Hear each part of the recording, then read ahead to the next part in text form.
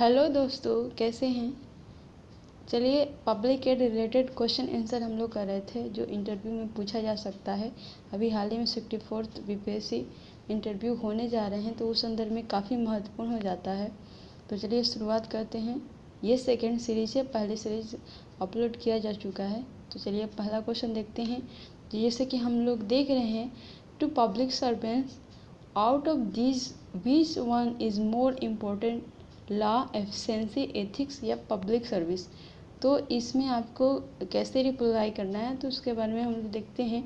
तो आपको सटीक शब्द में, कुछ ही शब्द में इसमें अंतर बताते हुए इसका जवाब देना है। जैसे कि हम लोग देख रहे हैं कि जो लोक अभिशासन होता है, ये सब जो चारों का नाम दिया गया है वो सभी महत्वपूर्ण है, परंतु परिस्थिति अनुसार किसी एक को अधिक महत्व दिया जा सकता है। जैसे नियामकीय प्रशासन, या फिर कह सकते हैं रेगुलेटरी एडमिनिस्ट्रेशन के लिए जो भी विधि या लॉ एंड ऑर्डर ज़्यादा महत्वपूर्ण होता है, तो उसके लिए विधि महत्वपूर्ण हो सकता है रेगुलेटरी एडमिनिस्ट्रेशन के लिए। वहीं कल्याण प्रशासन, वेलफेयर एडमिनिस्ट्रेशन के लिए लोक सेवा, और वहीं वाणिज्य प्रशासन या फिर वाणिज्य प्रशासन के लिए दक्षता, एफिशिएंसी ज़्यादा महत्वपूर्ण हो सकता है। वहीं जो विकास प्रशासन होता है, डेवलपमेंट एडमिनिस्ट्रेशन होता है, उसमें नैतिकता कह सकता है। तो यहाँ पे आवश्यक सभी हैं, लेकिन अलग अलग परिस्थितियों में इन सभी का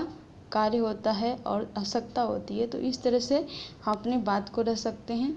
तो चलिए दूसरा क्वेश्चन देखते हैं। दूसरे क्वेश्चन में है कि for a civil servant which is more troublesome, corruption या फिर कम्युनलिज्म। इन सभी में लोक सेवक के लिए जो भ्रष्टाचार होता है या सांप्रदायिकता होता है, सबसे बड़ा समस्या क्या है। तो इसमें आपको जवाब देना होगा कि लोक सेवकों के लिए सांप्रदायिकता की तुलना में भ्रष्टाचार महत्वपूर्ण होता है, क्योंकि जो भ्रष्टाचार प्रशासनिक समस्या है जबकि सांप्रदायिक राजनीतिक समस्या है।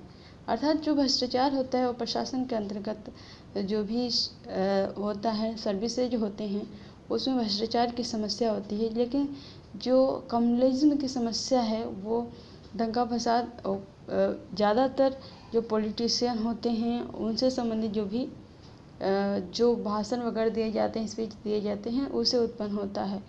तो इसको राजनीतिक स्तर पर सुलझाना होता है। तो एक लोक सेवक के नाते क्या ज़रूरी है, किस पे ज़्यादा ध्यान देना ज़रूरी है, भ्रष्टाचार संबंधी मामलों पे। चलिए, तो इस तरह से आप आंसर करेंगे। दूसरा हम लोग देखते हैं कि क्वेश्चन पूछा जा सकता है इंटरव्यू बोर्ड में कि बीपीएससी द्वारा आयोजित भर्ती परीक्षा में प्रीमियम सेवा क्या है। What are premium service organised by BPSC. तो इसका हम लोग देख सकते हैं आंसर कि बिहार में लोक सेवा जिनका पे स्केल जो होता है वो 5400 के करीब होता है, उसका प्रीमियम सेवा कहते हैं। जैसे कि प्रशासनिक सेवा, वित्त सेवा, पुलिस सेवा और भी सेवा हैं जो इससे संबंधित है, जिनको प्रीमियम सेवा कहा जा सकता है। जैसे कि हम लोग जो भी कैंडिडेट्स हैं, तो वो फर्स्ट प्रायोरिटी इन्हीं सभी जो सर्विस है उसको देते हैं, क्योंकि इसका पेमेंट जो पे लेवल है वो 5400 कैटेगरी में होता है। अब क्वेश्चन है कि दक्षता और नैतिकता में अधिक महत्वपूर्ण कौन है।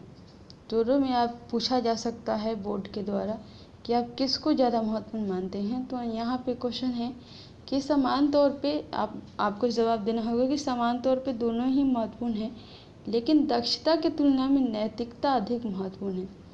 जैसे कि बगैर नैतिकता दक्षता निरर्थक है, जबकि बगैर दक्षता नैतिकता समस्या का समान है, जिनका निराकरण हो सकता है। जैसे कि कोई भी एक नैतिक पर्सन है तो उसमें दक्षता विकसित किया जा सकता है, लेकिन अगर कोई दक्ष है और वो हमेशा स्वभाव से जो है एक अनैतिक पर्सन है, भ्रष्टाचार करता है, तो उसमें उसको सुधारना थोड़ा मुश्किल हो सकता है।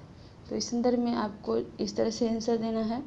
वहीं आप यहाँ पे देखते हैं कि क्या लोक सेवकों को आधिकारिक कार्यों के लिए सोशल मीडिया का प्रयोग करना चाहिए। जो भी ऑफिशियल कार्य हैं, तो ऑफिशियल पर्पज़ के लिए क्या लोक सेवक प्रयोग कर सकते हैं, अगर पूछा जाए क्वेश्चन, तो आप इसको कैसे आंसर करेंगे? जैसे कि यहाँ पे लिखा हुआ है कि सोशल मीडिया जनसंचार का अनौपचारिक साधन है जिनका प्रयोग आम जन अपनी भावना, आवश्यकता और प्राथमिकता रखने में प्रयुक्त करते हैं। जो भी पर्सनल से संबंधित कार्य हैं उसके लिए प्रयोग किया जाता है। लोक सेवकों पर आचार संहिता लागू होता है और उनसे अपेक्षा की जाती है कि वे सोशल मीडिया का प्रयोग आधिकारिक कार्य में तब तक न करें जब तक सरकार द्वारा कोई अनुमति न दी जाए। तो अर्थात इसका जो कंक्लूजन निकलता है कि जो भी लोक सेवक हैं उनको आधिकारिक कार्यों के लिए जब तक सरकार द्वारा परमिशन ना दिया जाए तब तक प्रयोग नहीं करना चाहिए सोशल मीडिया का। चलिए दूसरा क्वेश्चन देखते हैं। अब यहाँ पे क्वेश्चन है कि पुरानी पेंशन स्कीम व नई पेंशन स्कीम में क्या अंतर है, ये भी पूछा जा सकता है, इसलिए इस क्वेश्चन को मैंने लिया है। चलिए देखते हैं। तो क्या है, पुराना आपको दोनों के बारे में बताना होगा और फिर उसका आंसर देना होगा। जैसे कि यहाँ पे है कि पुराना पेंशन योजना जो होता है कार्मिकों को अंतिम वेतन का आधा पेंशन के रूप में दिया जाता है, साथ में उसमें महंगाई भत्ते आदि भी सम्मिलित होते हैं। जबकि जो नई पेंशन स्कीम योजना है जो अभी चल रही है उसमें होता है कि वह कार्मिक और सरकार की अंशदायी प्रणाली पर निर्भर होता है, जिसमें कि आधा जो 60% एक मुश्त मतलब एक साथ जो भी अगर रिटायर करते हैं अधिकारी उनको एक साथ 60% दिया जाता है। इसके बाद और जबकि शेष 40% जो होता है वह धन पेंशन कोष में जमा होता है और जिसमें बाजार दशा के अनुसार मासिक पेंशन के रूप में दिया जाता है। अर्थात जो 60% नई पेंशन प्रणाली में 60% एक साथ दिया जा सकता है और 40% उसमें रखा जाता है कोष में, और आपको जो भी मार्केट स्थिति है, सिचुएशन है, उसके अनुसार पेंशन दिया जाता है। तो ये रहा क्वेश्चन जो इंटरव्यू के पर्पज़ से महत्वपूर्ण हो सकता है, जिसको मैंने शामिल किया है। ठीक है, आज के लिए इतना ही। Thank you so much.